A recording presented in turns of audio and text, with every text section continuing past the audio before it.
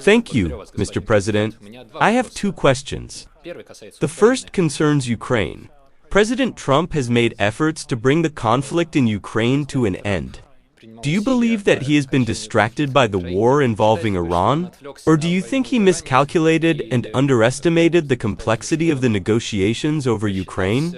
My second question concerns your own political future, Mr. President. You have led the country for 26 years. Do you plan to remain in office until 2036? As I understand, the Constitution allows. And do you believe you will have the stamina and health to continue serving until 2036? That is something only the Lord knows.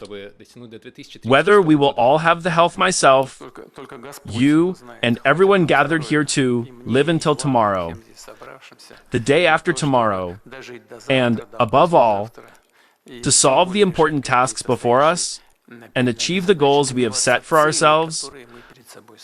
Let me begin with that. As for my own decisions, it is true that the Constitution allows me to run for office in 2030. But I think it is far too early to talk about that, far too early, to be honest. I am not even thinking about it at the moment. I'm speaking quite frankly. I simply am not thinking about it. Our country faces many major, large-scale, and urgent challenges.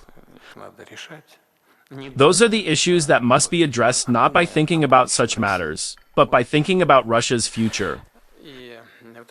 That is what we should be focused on.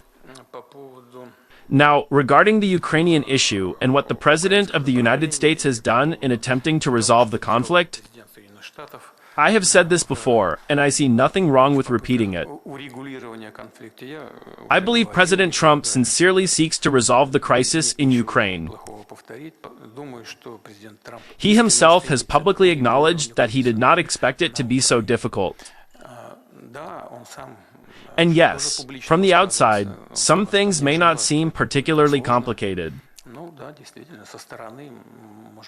But once you become involved and immerse yourself in the problem, you discover that there are quite a few unknown factors, and they matter.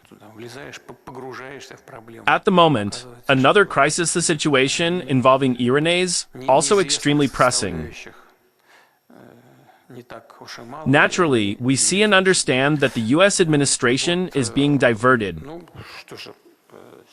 and is compelled to devote its attention primarily to that issue because it carries global implications. The crisis in Ukraine is, in my view, primarily a regional one. Although, unfortunately, European countries are trying to give it global significance.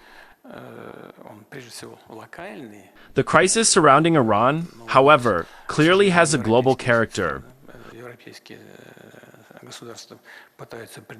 One need only look at the impact that the closure of the Strait of Hormuz would have on the world economy. For that reason, the U.S. administration is naturally devoting considerable attention to it.